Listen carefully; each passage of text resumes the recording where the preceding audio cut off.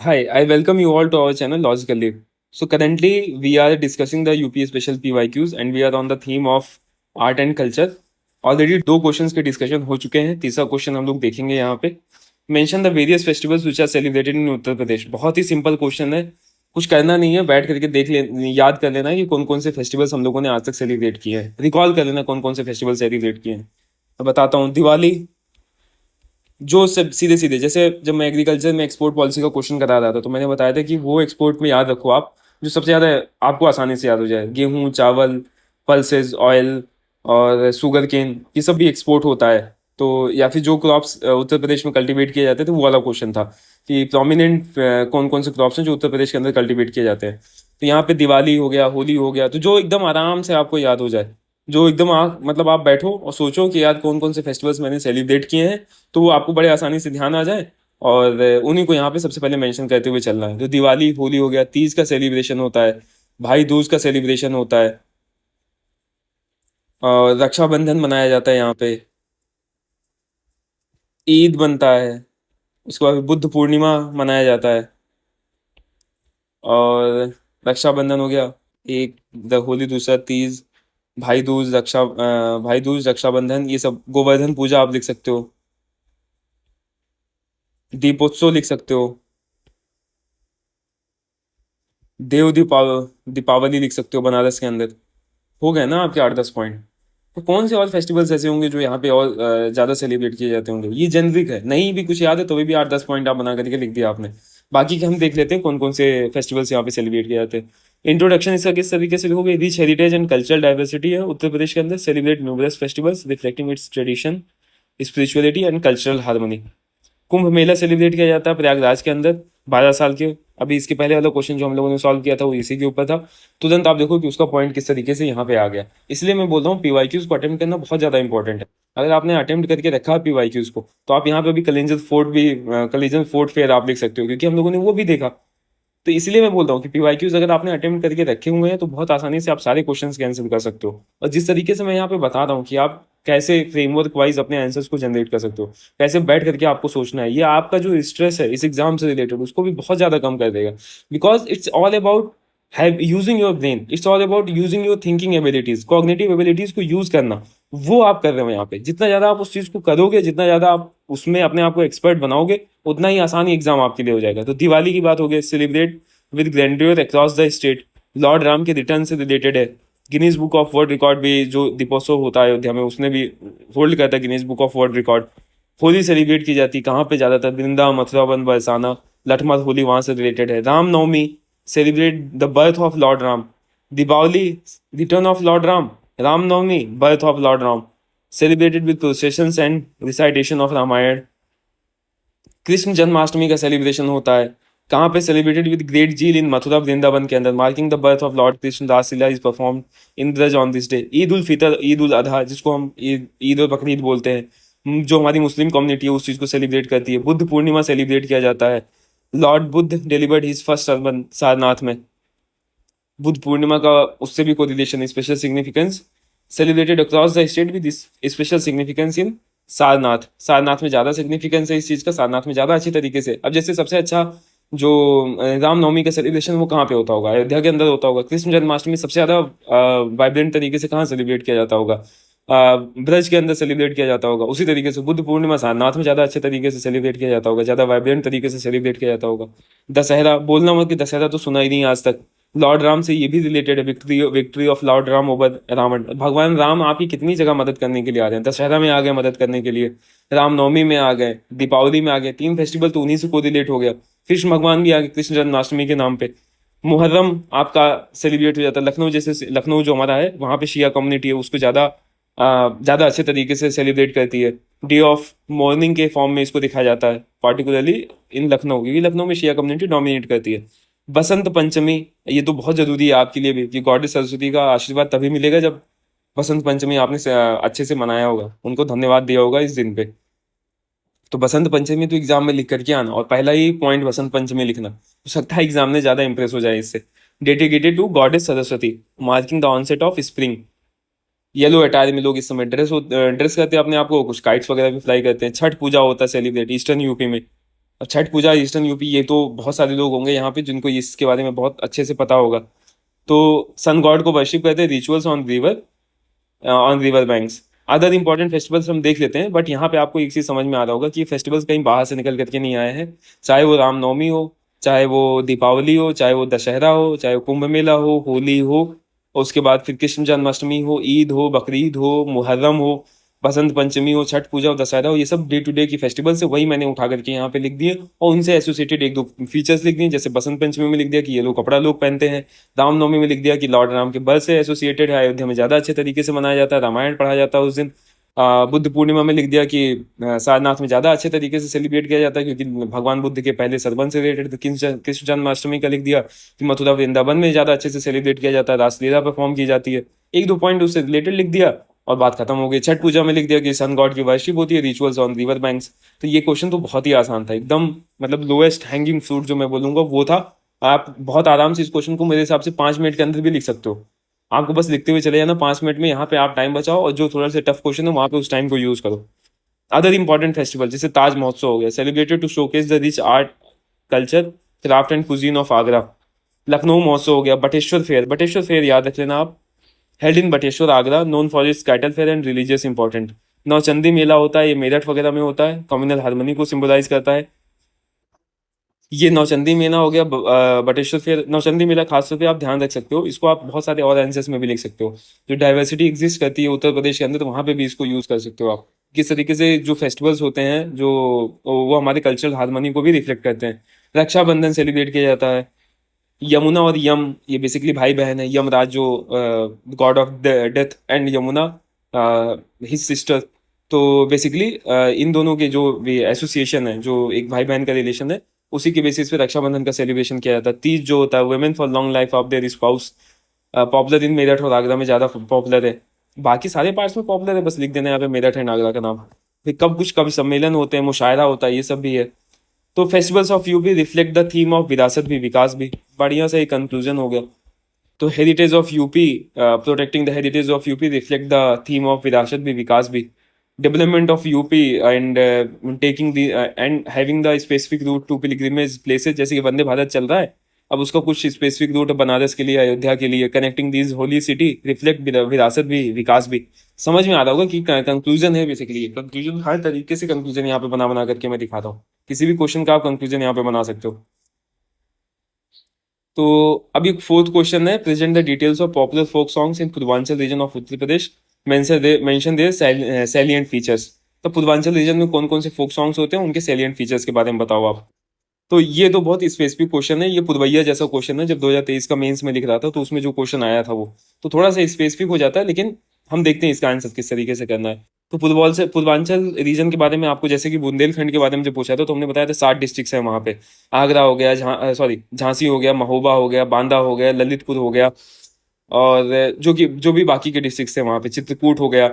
तो उसी तरीके से यहाँ पे पूर्वांचल रीजन के बारे में मैंने लिख दिया कि कुछ जो डिस्ट्रिक्ट एग्जाम्पल के फॉर्म में लिख दिए यहाँ पे। वाराणसी हो गया, गोरखपुर, आजमगढ़, बलिया एंड मिर्जापुर। उसके बाद फिर the folk songs of this region reflect daily life, emotions, cultural ethos. जैसे जब हम लोगों ने बात किया बुंदेलखंड का, तो बुंदेलखंड में ये बोला कि जो वहाँ के फोक सॉन्ग्स होते हैं वहाँ के वैल्यू और ब्रेवरी को रिफ्लेक्ट करते हैं। उसी तरीके से जो फोक सॉन्ग्स होंगे यहाँ के पूर्वांचल रीजन के, वो वहाँ के डेली लाइफ, इमोशंस और कल्चरल इथोस को रिफ्लेक्ट करते हैं। फोक सॉन्ग्स का काम ही यही है, मतलब उनको बनाया इसीलिए गया है कि वो वहाँ की जो डे टू डे लाइफ है उसी को रिफ्लेक्ट करे वो। तो ये बहुत ही अच्छा इंट्रोडक्शन है अपने आप में। ये एक तरीके से बेसिकली फ्रेम किया हुआ इंट्रोडक्शन कि फोक सॉन्ग्स क्या चीजें रिफ्लेक्ट करते हैं, डेली लाइफ को, कल्चरल वैल्यूज को, इमोशंस को, इसी को रिफ्लेक्ट करते हैं। इतना ही आपके लिए बहुत ही अच्छा इंट्रोडक्शन ये बन के तैयार हो गया यहाँ पे। आगे वाले आंसर्स में भी आप इसको यूज कर सकते हो। और मैं ये बता सकता हूँ आपको, अगर आपने ऐसा इंट्रोडक्शन लिखा एग्जाम के अंदर तो आपको ज्यादा अच्छे मार्क्स मिलेंगे, क्योंकि ये अंडरस्टैंडिंग को रिफ्लेक्ट करता है, ये रटे रटाई चीजों को रिफ्लेक्ट नहीं करता है। ये बता रहा है एग्जामिनर को कि मुझे पता है कि फोक सॉन्ग्स की रियल वैल्यू है कहाँ पे, क्या चीजें हैं फोक सॉन्ग्स के अंदर। तो पॉपुलर फोक सॉन्ग्स पूर्वांचल के अंदर कौन सी है? कजरी है। ये longing of married women for their beloved ones, कि अगर जैसे कि आप लोगों ने, अगर किसी ने पद्मावत पढ़ी होगी, अगर किसी का हिंदी साहित्य एक ऑप्शनल होगा तो उसमें पद्मावत में यही सारी चीजें दी गई हैं कि जो रानी नागमती हैं और रतन सेन है, रतन सेन चले जा रहे हैं तो रानी नागमती जो है वो बैठ करके रो रही हैं। और बेसिकली मलिक मोहम्मद जायसी जिन्होंने ये पद्मावत लिखा है वो उन्हीं के फीलिंग्स, उन्हीं के इमोशंस को उसमें डिपिक्ट कर रहे हैं। तो उनके जाने की वजह से जो नागमती वियोग खंड है वहां पे उन्हीं उसी चीज को बताया गया है। तो कजरी को मैं बस मतलब मुझे याद करने में ज्यादा आसान होता है कि यार कजरी वगैरह हो गया, ये सब चीजें कहीं ना कहीं मतलब ये जो पोएट्स होंगे उनको ये पता चला होगा। तो कजरी इसीलिए है कि कोई मैरिड वुमन है, उसका बिलीव्ड वन चला गया मानसून सीजन में वापस नहीं आ रहा है, तो उसके लिए गाया जाता है कजरी। बिरहा गाया जाता है सेपरेशन एंड रीयूनियन को दिखाते हुए, सेपरेशन एंड रीयूनियन को, और जो ग्रामीण जीवन का जो एक संघर्ष है उसको भी दिखाता है बिरहा। कजरी मैंने बता ही दिया आपको, बनारसी और मिर्जापुर में गाया जाता है। बिरहा गाया जाता है। भोजपुरी सोहर, अब भोजपुरी सोहर तो मैंने खुद सुना है। भोजपुरी सोहर तो मुझे कुछ 8-10 लाइनें याद हैं। एक जो पंचायत में एक जो बबुआ हमार जीएम हुई है, ओकरा से ऊपरा डीएम हुई है, ये सब जो गाया गया है बेसिकली एक सोहर का फॉर्म है। तो एक बहुत पॉपुलर सोहर है बहनी लाल भैले। तो इस तरीके के जो सोहर है ये गाए जाते हैं जब बच्चे पैदा होते हैं, घर में लड़का पैदा होता है। तो अब वो जो ट्रेडिशनल बिलीफ्स हैं तो उसको अपने साइड में रखिए, फेमिनिस्ट नहीं बन जाना है यहाँ पे। लेकिन जो यहाँ पे हमको क्वेश्चन है उसका आंसर लिखना है। तो क्वेश्चन का आंसर लिखने के लिए आपको जो जो चीजें पता होनी चाहिए वो लिखना है। तो traditionally birth of a son child is being celebrated in the rural areas, और सोहर उसी के लिए गाया जाता था। आल्हा गाया जाता है, एपिक बैलेट्स। अब आल्हा वाला जो बुंदेलखंड हम लोगों ने पढ़ा वहां से को रिलेटेड है, आधा आल्हा और उदल और उनके जो लेजेंडरी वॉरियर्स बुंदेलखंड में थे। अभी ये बेसिकली हम लोगों ने ऑलरेडी पढ़ रखा, उसी पॉइंट को यहाँ पे भी यूज कर रहे हैं हम लोग कि आल्हा गाया जाता है। किस लिए गाया जाता है? Evokes emotions of courage accompanied by instruments like nagada and manjira. मंजीरा आप लोगों ने देखा ही होगा बजाते हुए लोगों को, मैंने तो खुद देखा हुआ है मंजीरा वगैरह बजाते हुए। तो आल्हा जो है उस वैल्योर उस ब्रेवरी को रिफ्लेक्ट करता है। भोजपुरी स्वर मैंने आपको बताया है कि न्यू बॉर्न जो सन रहता है या फिर new born future of the family जो रहता है उसके लिए गाया जाता है भोजपुरी सोहर। बिरहा मैंने बता दिया आपको कि सेपरेशन और रीयूनियन हो, जो ग्रामीण जीवन में लोगों के संघर्ष होते हैं, दिन प्रतिदिन के जो संघर्ष होते हैं उसको दिखाता है, उसको दर्शित करता है। तो बिरहा उसके लिए गाया जाता है। कजरी जो होता है उसमें मैरिड वुमेन गाती है कि मानसून सीजन में उसका जो हस्बैंड वापस नहीं आ रहा। तो कजरी, बिरहा, भोजपुरी सोहर, आल्हा, चैती गाया जाता है। Celebrates the arrival of spring and devotion to lord Ram और भगवान शंकर। भगवान राम और शंकर के लिए चैती गाया जाता है। चैती से ही पता चल रहा होगा, जब यहाँ चैती लिखा है तभी आप पता चल रहा होगा चैत्र। और चैत्र से ही निकल करके आता है चैत्र नवरात्र, और चैत्र नवरात्र से ही निकल करके आता है जो पिछले क्वेश्चन का आंसर था। इसमें festivals which are celebrated in UP, तो वहां पे नवरात्र भी लिखना मत भूलना। अभी देखो ये तुरंत ध्यान आया, इसी तरीके से ध्यान आता है। नवरात्र आपको भी पता है, मुझे भी पता है, लेकिन ऑन स्पॉट ध्यान नहीं आया। अभी जैसे चैती देखा, चैती से चैत्र देखा, चैत्र चैत्र से चैत्र नवरात्र देखा, नवरात्र से नवरात्रि ध्यान आया, नवरात्रि से वो वाला क्वेश्चन ध्यान आया। इसी तरीके से इंटरकनेक्शंस बनते हुए चले जाते हैं। नवरात्रि ध्यान आएगा, नवरात्रि के टाइम पे जनरली ईद भी आ जाता है। वो रिलीजियस और कल्चरल हार्मनी को भी रिफ्लेक्ट करता है, यूपी की डाइवर्सिटी को भी रिफ्लेक्ट करता है, और उस डाइवर्सिटी के अंदर गंगा जमनी तहजीब है उसको भी रिफ्लेक्ट करता है। ये सारी चीजें आपस में कनेक्टेड है। तो लास्ट में लिख सकते हो विरासत भी विकास भी, सबका साथ सबका विकास, सबका साथ सबका विकास सबका विश्वास। ये सब जो भी चीजें हैं टैगलाइंस है गवर्नमेंट की, वो अपने कंक्लूजन के अंदर आप लिख सकते हो बहुत आसानी से। यूपी नहीं देखा तो इंडिया नहीं देखा, इनक्रेडिबल यूपी, ये से लाइन्स है, ये सब टैगलाइन्स है जिसको यूज करो अपने कंक्लूजन के अंदर और बेहतरीन सा कंक्लूजन बनाओ। तो चैती से हम लोगों ने यहाँ पे रिलेट किया, चैत्र मंथ जो होता है मार्च और अप्रैल के बीच में। अभी आपका यहाँ पे नवरात्र खत्म हुआ है।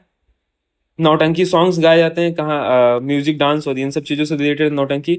झूला, झूले पे कौन नहीं बैठा होगा? ये राधा और कृष्ण के इंटरेक्शन के ऊपर, बचपन में मैं तो बैठता था झूले के ऊपर, नीम का पेड़ था वहां पे टांग दिया जाता था। Pachra, religious ritual and community prayers sung during religious rituals and community prayers. अब इतना डिटेल मुझे पचरा के बारे में नहीं पता। निर्गुण के बारे में मुझे पता है। Nirgun is related to Kabir and Gorakhnath. 9 लख पातरी आगे नाचे पीछे सहज अखाड़ा, ऐसो मन ले जोगी बैठे तब अंतरी बसे अखाड़ा। ये गोरखनाथ जी का लाइन है। कबीर के भी अपने पंक्तियां आपको सबको पता ही होंगी। कबीरा खड़ा बाजार में, ना कहूँ से दोस्ती ना कहूँ से बैर। तो बहुत सारे कबीर, अभी क्या है ना कि कबीर जी इतने ज़्यादा फेमस हैं, उनकी बहुत सारी लाइंस जो दिमाग में बैठी हैं अभी निकल नहीं रही हैं।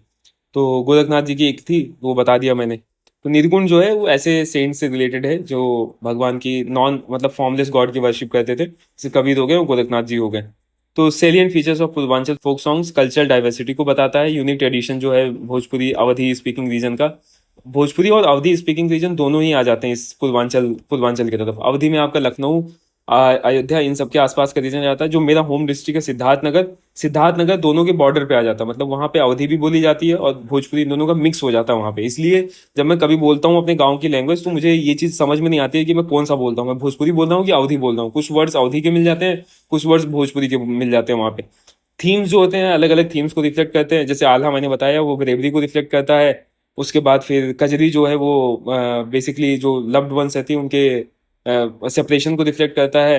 तो इस तरीके से जो लव हो गया, ब्रेवरी हो गया, इन अलग अलग थीम्स को रिफ्लेक्ट करता है। जैसे जब हम लोगों ने पढ़ रखा था टूरिज्म का, तो वहाँ पे भी अलग अलग थीम्स हैं। तो थीम्स का मतलब होता है कि अलग अलग, मतलब एक अलग अलग फीचर्स जो होते हैं, अलग अलग थीम्स हो जाते हैं, उनको रिफ्लेक्ट करना। जैसे लव हो गया, ब्रेवरी हो गया, इस तरीके से डिवोशन हो गया in day to day life. Emotions में भी इमोशंस जैसे होते हैं, songs like Kajari and Birha depicts wide human emotions, longing, joy, gathering. Instrument जो यूज होते हैं मैंने आपको पहले बताया, ढोलक हो गया, हारमोनियम हो गया, मंजीरा हो गया, सारंगी हो गया। ये फीचर्स हैं इसके। फीचर्स वाला आप ध्यान रखना जाकर कि हम लोगों ने कहाँ पे डिस्कस किया था। जब मोबाइल के फीचर्स में बता रहा था उसके साथ में किसी और चीज को कनेक्ट किया था कि इसके क्या क्या फीचर्स हो सकते हैं, है ना। जब कैनल को कनेक्ट किया था उसके साथ में एक मोबाइल के फीचर्स के साथ में, उसी तरीके से मैं यहाँ फीचर्स की बात कर रहा हूँ। तो कोई फोक सॉन्ग गाया जा रहा होगा तो किस तरीके से गाया जाएगा, उसमें अगर हाई पिच सॉन्ग है तो हो सकता है कि वेलोर और ब्रेवरी को रिफ्लेक्ट करता हो। अगर कोई बहुत रो रो करके गा रहा हो तो हो सकता है सेपरेशन को रिफ्लेक्ट कर रहा हो। तो इमोशंस उसमें रिफ्लेक्ट होते ही हैं, इंस्ट्रूमेंट्स उसमें यूज होते ही हैं, कम्युनिटी सॉलिडेरिटी होती है, 8-10 लोग बैठ करके गा रहे हैं। जो कम्युनिटी फीलिंग होती है, जो ट्रेडिशन होता है, कल्चर होता है, उसको सेलिब्रेट किया जाता है। रिलीजियस एंड माइथोलॉजिकल कनेक्शंस होते हैं उसके हमेशा। रामायण महाभारत से भी, हिंदू माइथोलॉजी से बहुत ज़्यादा इंस्पायर्ड है। स्पिरिचुअल है, spirituality and philosophy, religion, spirituality, philosophy. अब बना रहा हूँ मैं यहाँ पे पॉइंट्स। अब यहाँ पॉइंट्स बचे नहीं है कुछ भी, यहाँ पे बना रहा हूँ एक पॉइंट से अगला पॉइंट निकाल लिया मैंने। यहाँ पे themes, emotions, instruments, cultural diversity, ये सब एक दूसरे से निकले हुए पॉइंट्स है। जहाँ कल्चर आया वहीं पे रिलीजन आ गया, वहीं पे माइथोलॉजी आ गया, वहीं पे स्पिरिचुअलिटी आ गया, वहीं पे फिलोसफी आ गया। Culture, religion, spirituality, philosophy, mythology, ये सब साथ में आ गए। थीम्स कौन कौन से होंगे, इमोशंस होंगे, इंस्ट्रूमेंट्स वगैरह यूज हो रहे हैं, ये सब साथ में आ गए। ओरल ट्रेडिशन है, ओरल ट्रेडिशन वेदों का जैसे ओरल ट्रेडिशन रहा है उसी तरीके से इन सब सॉन्ग्स को, इन सबको कहीं लिखा नहीं गया है, ओरली पास ऑन किए गए from one generation to the other, orally through generation preserving regions culture identity. ये क्वेश्चन बहुत ही अच्छा था और हो सकता है ये क्वेश्चन का आंसर आपको और भी जगहों पे यूज हो जाए। तो बस एक बार मैं इनके नाम, popular folk songs in Purvanchal के नाम एक बार रिपीट कर देता हूँ। कजरी है, मैरिड वुमेन का सेपरेशन जो है मानसून सीजन में उसको रिफ्लेक्ट करता है। बिरहा है, ये सेपरेशन एंड रीयूनियन और साथ ही साथ में जो ग्रामीण जीवन का स्ट्रगल है उसको बताता है। भोजपुरी सोहर गाया जाता है जो न्यू बॉर्न बच्चे होते हैं उनके लिए। आल्हा, ये एपिक बैलेड्स होते हैं जो आपके वैल्यूज और ब्रेवरी और हीरोइज्म को रिफ्लेक्ट करते हैं। चैती, चैत्र के समय मार्च और अप्रैल। अब चैत्र, मार्च और अप्रैल का टाइम ये जिंदगी में नहीं भूलेगा आपको, क्योंकि चैती से चैत्र आपने बनाया, चैत्र से चैत्र नवरात्रि बनाया, और चैत्र नवरात्रि अभी होकर के गई है। अभी कुछ दिन पहले ये चैत्र नवरात्रि खत्म हुई है। नौटंकी सॉन्ग्स, मुझे खुद ज्यादा इसके बारे में डिटेल नहीं पता, जो जहां से मुझे मिला वहां से मैंने लिख लिया। याद कर लो आप, आपके लिए भी अच्छा रहेगा। झूला सॉन्ग्स जो है ये मैंने खुद देखा बचपन में, झूले के ऊपर झूला एक पर्टिकुलर टाइम में, शायद बसंत पंचमी के टाइम पे ही झूले लगाए जाते हैं गाँव में। पचरा गाया जाता है।